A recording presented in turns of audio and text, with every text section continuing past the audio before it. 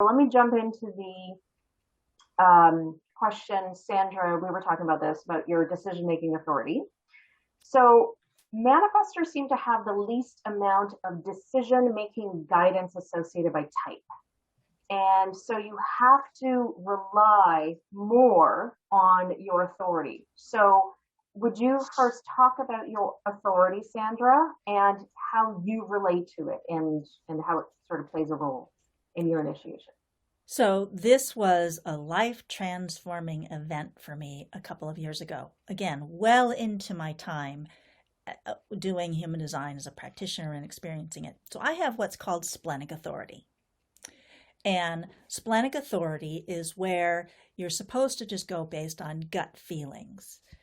And this is what people think of as being able to just in the moment make a decision.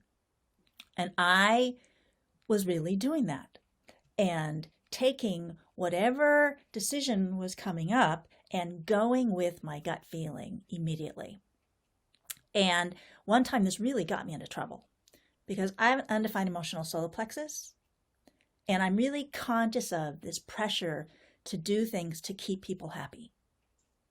And so someone asked me to do something that was going to require a significant amount of effort and time and work and driving. But to keep her happy, I said yes immediately. I followed my splenic response is, yes, I can do this. I want to keep her happy. And as soon as I left her house, I regretted that.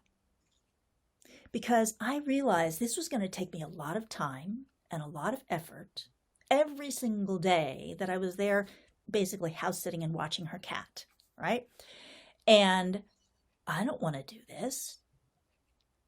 And I thought about it a little while, and then I contacted her and renegotiated, right? So it's like for me,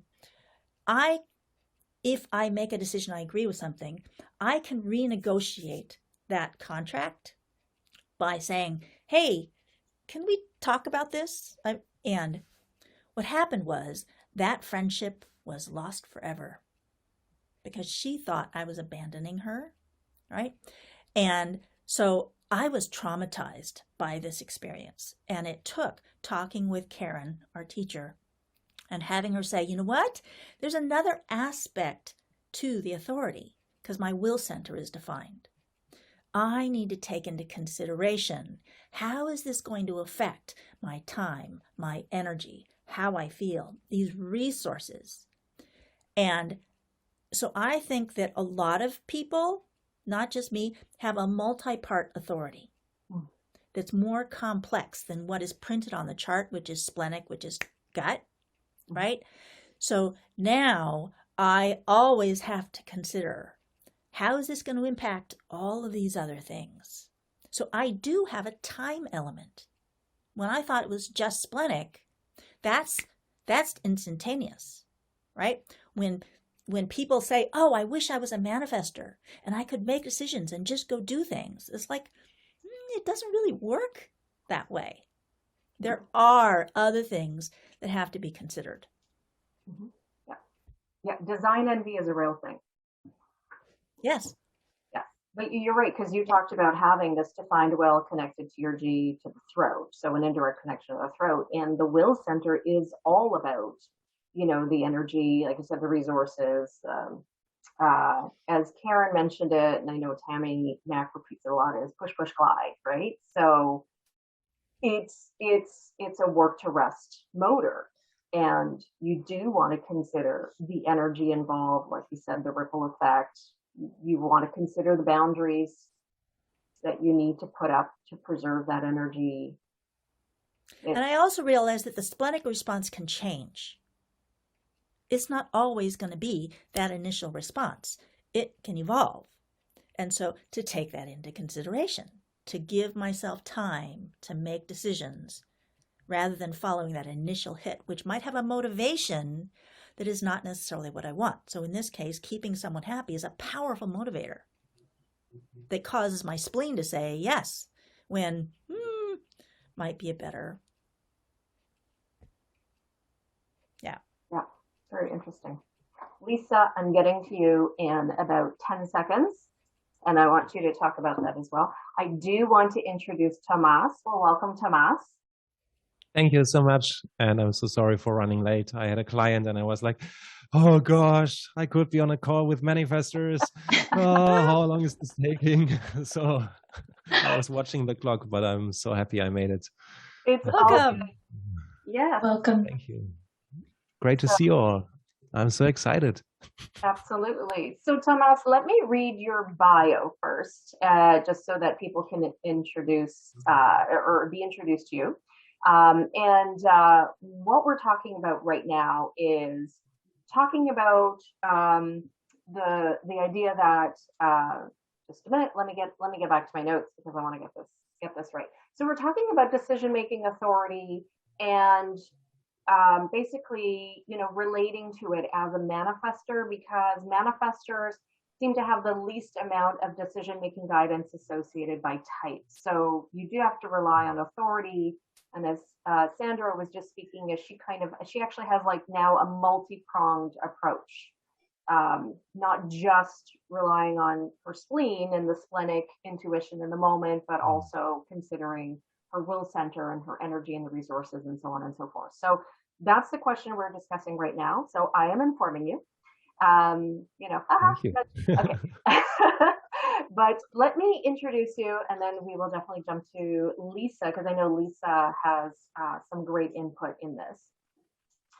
So Tomas, you're going to have to help me on this. I know so how do you pronounce your last name formally? Is it Broca? Broca. Broca. Okay. But Broca also works. Also works. Okay. I'm flexible. Perfect. Okay, so for our audience, Tomas is a 3/6 emotional manifestor. He is a highly sensitive, left-handed, 6'7" tall man. And he found that any box that made by society is really just too rigid and small.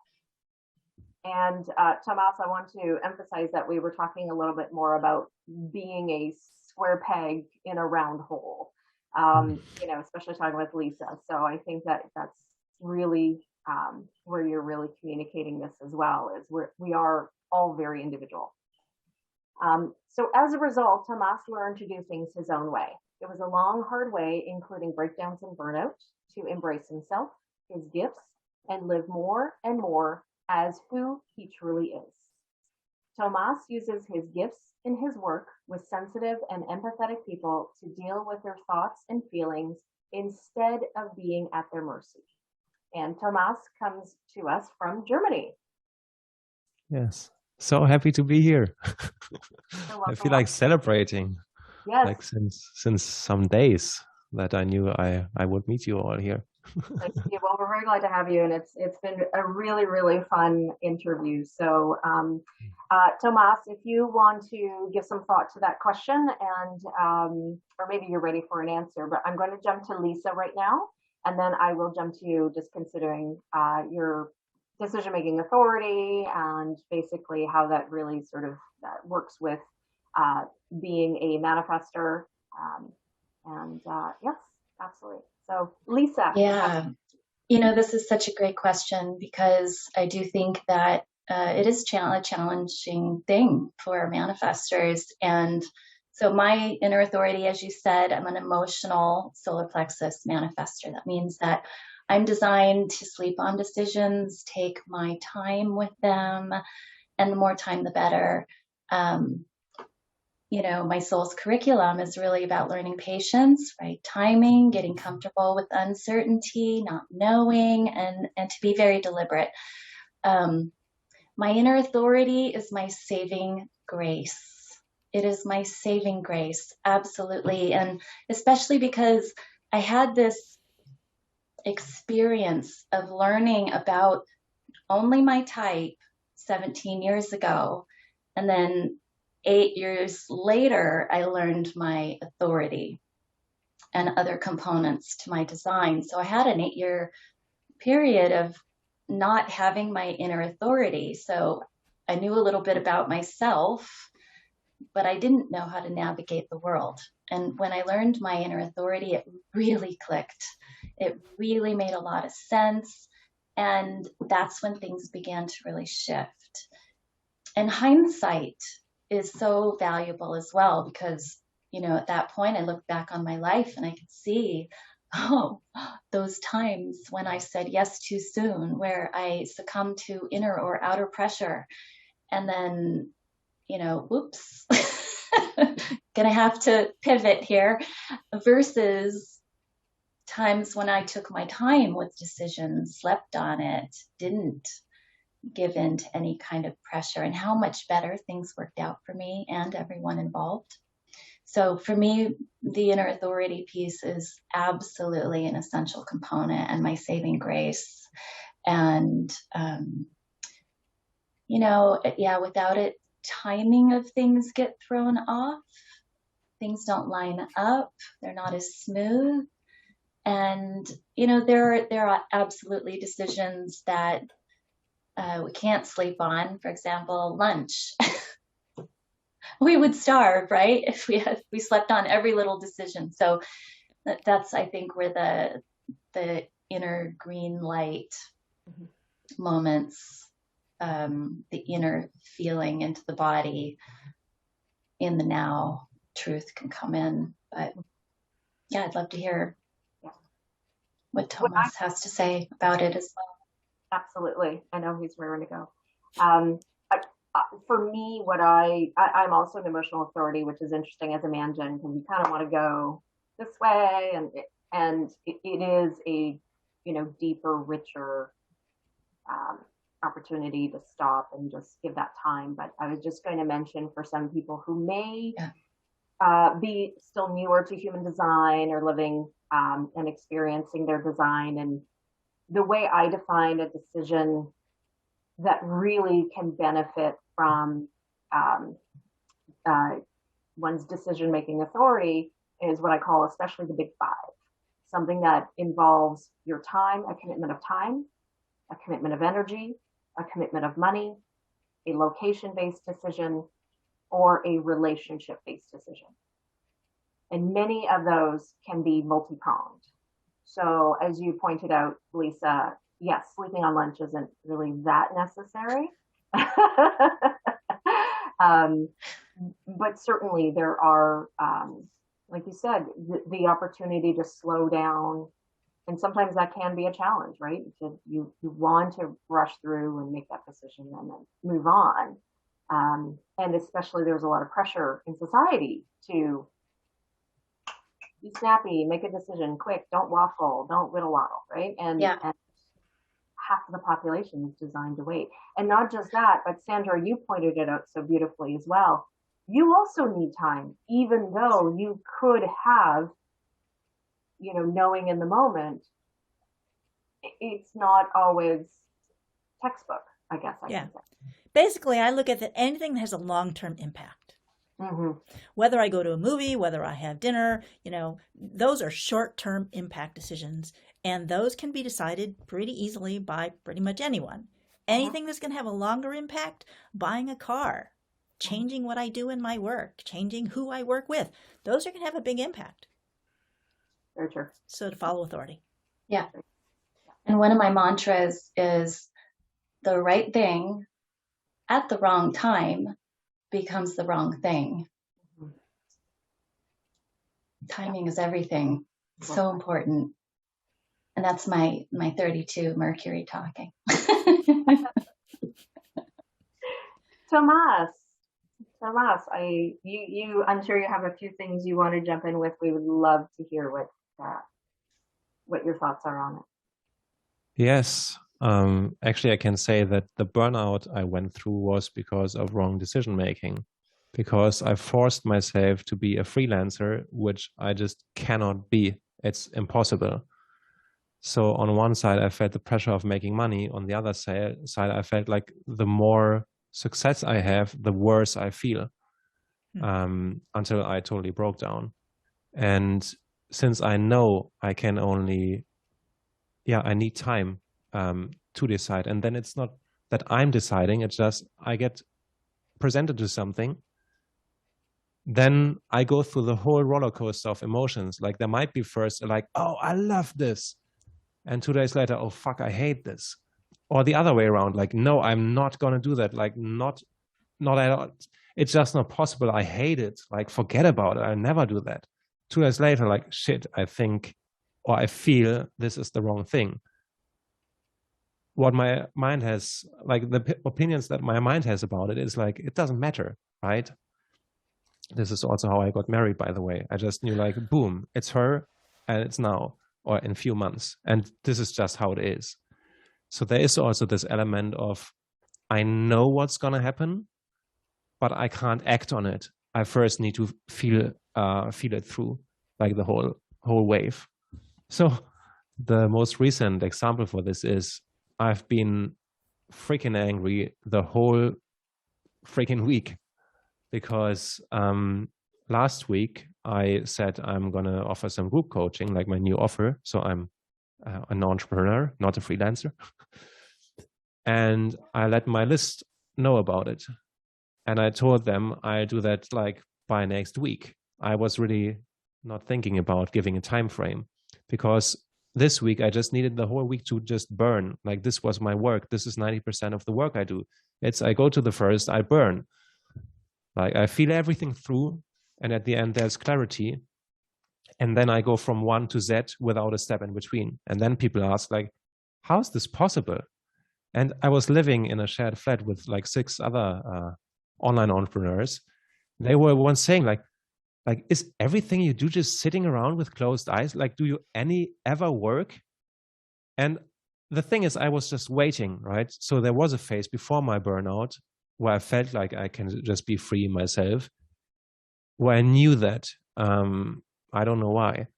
So I was just sitting there waiting. And then the next thing I knew, like, oh, I have to go to this conference or Google something. Then I went to this conference, talked to a best-selling author couple, and they featured me in the next edition of their book, right? And a contract came out. Then I went home and was like, oh, this was nice, but felt so natural, right? So this is the kind of effect it has. Or I launched a new workshop and Germany's biggest TV station came and we have 2.5 million views on the second round of the workshop for free, totally for free, 1 hour in effort. And before we were sitting there like, okay, how do we get clients? Like, how do we get participants? Let's just relax and see what happens. So this happened. And I love cameras and stuff, so it's not foreign to me. But yeah, so this is how it works for me. And it can be a blessing when this wave is through and I felt everything that I don't like to feel often, because it's pressure, it's hatred, it's rage, it's sadness, it's grief, it's everything. Everything just comes up. I also have this channel of, I think it's transitoriness or something, like about emotional depth. So have a double blessing.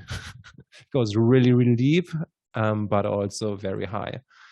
Today I'm very high after some days that were really pretty deep and not nice. So I'm really lucky to be here today. Otherwise I would be like, oh, the world is so bad. I hate everything. Oh, it's never gonna work out. Yeah. So this is how it is for me.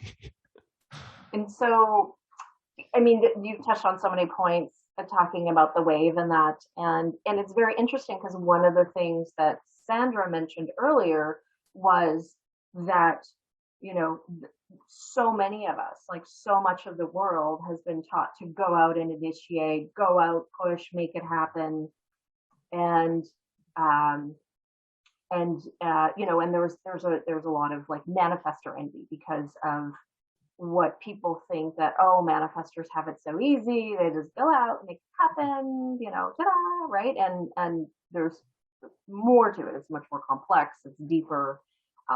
And also with the emotional authority, and I'm also emotional authority, I can identify firsthand with that, is it isn't just about, hey, I'm just going to go out and make it happen and woohoo, right? And what Lisa was saying, right timing and just letting things percolate and really feeling through things. And what's so amazing is what you're talking about is these 2 big opportunities came your way.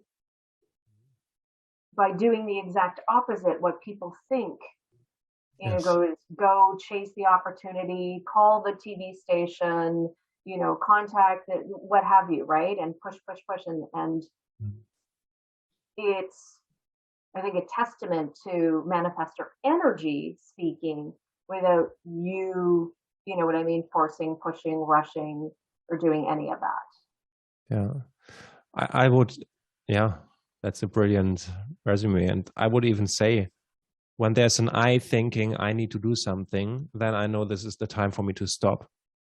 Either it happens by itself, but it's not me, right? It just, I know it's me, but not my ego that's speaking.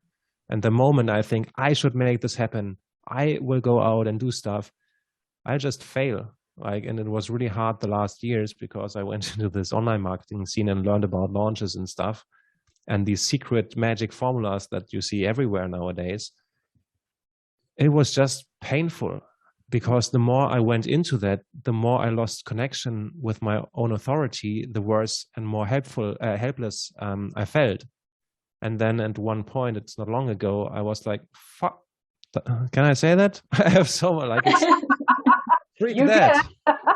Yes. So just, I'm not gonna beeping like believe into these people's stories. It's not me.